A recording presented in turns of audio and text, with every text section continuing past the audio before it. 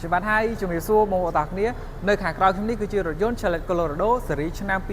2026ដែលដំឡើងនិងផលិតដោយផ្ទាល់ពីប៉ែកអាមេរិកតែម្ដងហើយថ្ងៃនេះគឺខ្ញុំនឹងមានព័ត៌មានអាប់ដេតបន្ថែមទាក់ទងជាមួយនឹងការបង់រំលោះបងប្អូនចូលរួមមុនត្រឹមតែ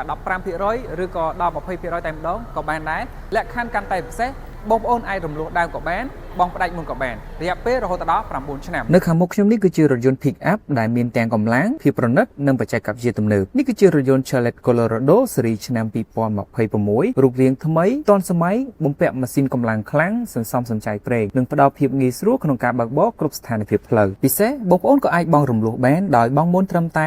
15% ឬក៏ 20% តែប៉ុណ្ណោះអាចបង់ដើមបាននិងអាចបង់ផ្ដាច់មុនបានដោយគ្មានការផាកពិន័យមិនថាសម្រាប់ការងារចុះស្រែចម្ការឬធ្វើដំណើរកម្សាន្តសម្រាប់គ្រួសារ Chevrolet Colorado High Country ស៊េរីឆ្នាំ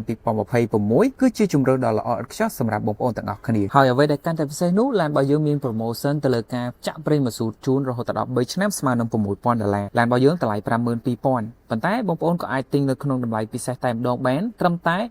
$46,000 តែប៉ុណ្ណោះសម្រាប់ព័ត៌មានលម្អិតបន្ថែមតាក់ទងជាមួយនឹងតារាងបង់រំលោះក៏ដូចជាព័ត៌មានឡានអាចតាក់ទងមកខ្ញុំបាទបន្តបានខ្ញុំបាទហើយសូមអរគុណសូមជម្រាបលាជួបគ្នានៅវីដេអូក្រោយ